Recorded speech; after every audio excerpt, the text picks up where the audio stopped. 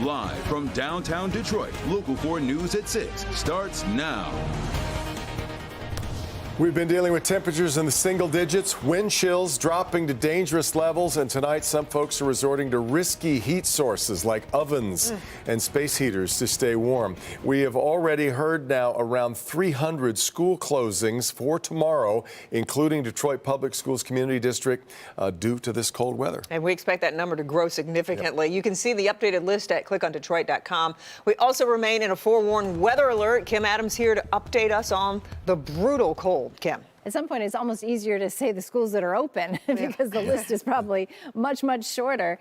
The Detroit River, as you can see here, is now frozen, not completely frozen over, but definitely some ice, as we have been in a deep freeze now for several days, and we're not going to pull out of it anytime soon. 7 in Detroit, 5. These are the temperatures, air temperatures, not the wind chill. I'll show you that in a moment. 6 in Pontiac and 6 in Adrian, but it feels like it's 11 below at the airport, 9 below in Pontiac, 10 below in Monroe, and 8 below in Grosse Ile. Weather story. Wind chills tonight will drop down 15 to 20 degrees below zero. So a winter wind chill advisory goes into effect at 7 o'clock until noon tomorrow. Light accumulation of snow possible Thursday and Friday, but at least salt will begin to work a little bit better as our temperatures will be slightly warmer for the end of the week.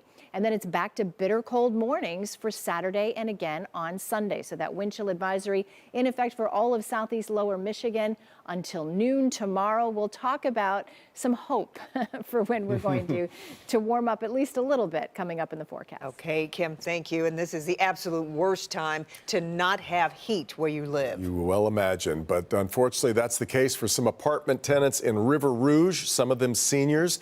Help Me Hank went to see how they're coping at the corner of Jefferson and Coolidge downriver.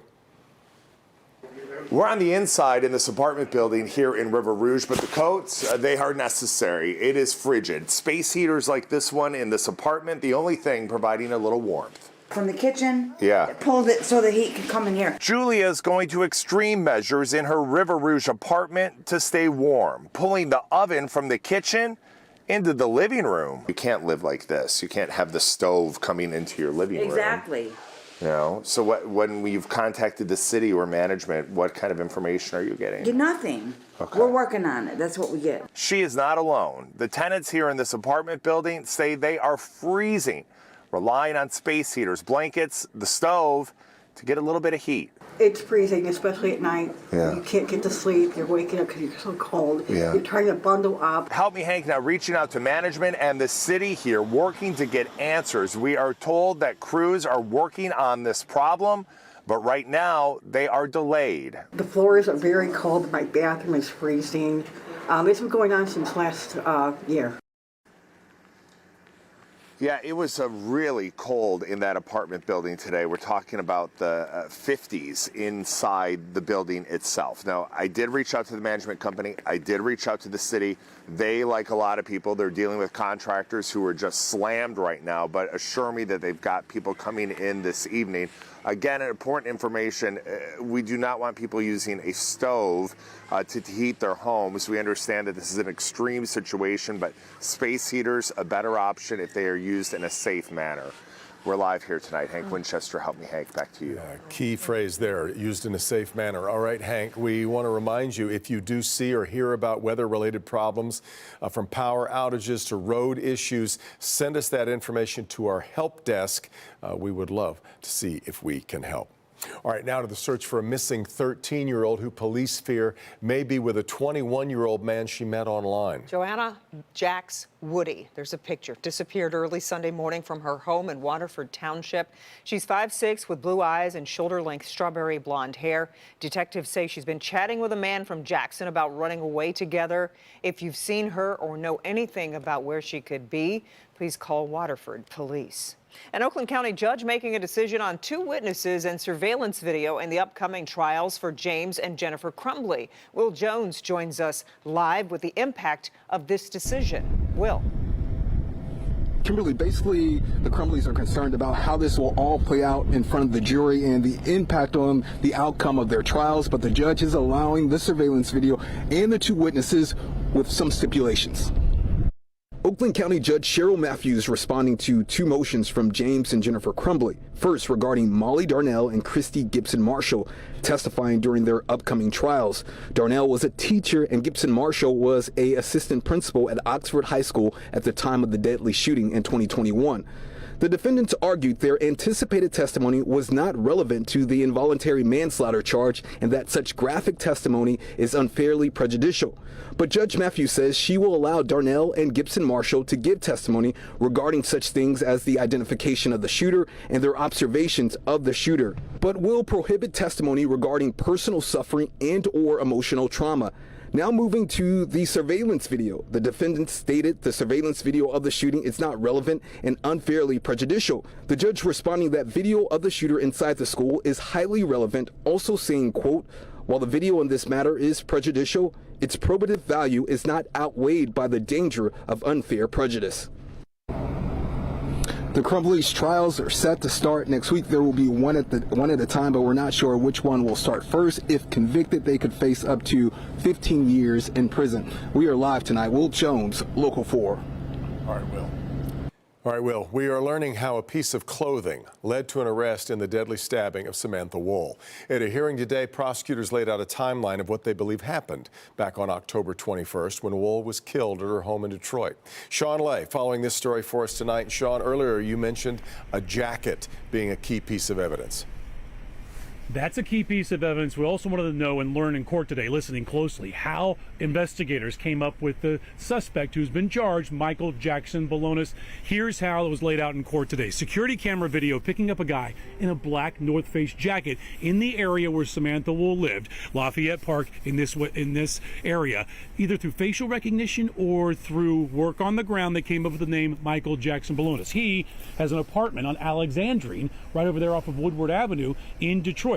FBI got a hold of his cell phone when they arrested the guy. They pinged it to downtown Detroit around the time Samantha Wool was killed, or getting home, as a matter of fact. Pinged it to the area where she lives, and then pinged it back to the downtown Detroit and back to his apartment. That's one thing we learned in court today. MSP Trooper Elizabeth Stockmeyer is the officer in charge of the Samantha Wool investigation. She points to this black North Face jacket as the key to finding Wool's alleged killer, Michael Jackson Balonis. He's charged with her murder. Security camera video from the time Wool was killed, October 21st, showed a man in that jacket in the area. Investigators came up with a name and an apartment on Alexandrine in Detroit. Balonis' apartment. Clothing and electronics were found inside, along with that black North Face jacket matching the video with Wool's blood on it. Based on the CCTV footage and the extensive video canvas, we determined that North Face jacket was one that was worn by the suspect on that night, which prompted us to seize it. Samantha Wool got home from a wedding at 12:30 in the morning. ADT security system records show her front door was open to let her in. A half hour later, ADT noted that the front door was left open. 4:20 a.m., ADT sensors noted movement in Wool's living room, pointing at the time Wool was killed. Back here live, Samantha Wool's family in the front row listening to all this new evidence we're learning today. This hearing is to determine whether or not Jackson Balonis will be bound over for trial, if there's enough evidence here, and the hearing will continue. More prosecution witnesses to be called. That'll happen Tuesday afternoon right here at 36th District Court. Judge King courtroom will be here to cover it for you. Live downtown tonight, Sean Lay, Local 4. All right, Sean. Dearborn police are searching for two drivers involved in a violent altercation. Someone's home security camera captured the confrontation between the driver of a black Ford F-150 that cut off and blocked a Town and Country minivan near the intersection of Culver and Glover on Sunday. The F-150 driver got out, pointed a gun at the minivan driver, demanding they shut off the engine and step outside. Thankfully, the minivan driver refused and managed to drive away. Here's a closer look at that F-150 police are looking for. You can submit an anonymous tip by calling Crime Stoppers. That number is 1-800-SPEAK-UP. Police are hoping for some help in solving a smash and grab robbery at Great Lakes Crossing. This happened this past Saturday, January 13th, around 5 o'clock at the Hellsburg Diamond Outlet store near the southeast entrance of the mall. Police say 3 men wearing masks used hammers to smash open jewelry displays and steal jewelry. They ran away. got into a black SUV, leaving the parking lot onto Baldwin Road. If you were in the area, saw anything that might help, please call Auburn Hills Police. There's a new man in charge of Stellantis' North American operations. Carlos Zaringa has been tapped to replace Mark Stewart as Chief Operating Officer for North America. Zaringa has been president of Stellantis Mexico since joining the company in 2022. Went to college in Buenos Aires, Argentina. Company says Zaringa has more than a decade of automotive experience around the globe. All right, the Lions' second straight home playoff game will be a rematch of Week 6 as the Tampa Bay Buccaneers are set to visit Ford Field this Sunday for a 3 p.m. kickoff. Standing room only tickets right now, nearly $700. Yeah. Lions are favored by a touchdown, but as we know, it is tough to beat any team twice in the same season, and the games are always going to be hard in the playoffs. We've got you covered Sunday leading up to the big game here on Local 4. Be sure to catch our All-In Playoffs Edition special live from Ford Field starting at noon. Bernie's going to be with us along with Hobie Artigue and Nick Monticelli. That's Sunday at noon on Local 4. We'll also be streaming it live on Local 4 Plus. All right.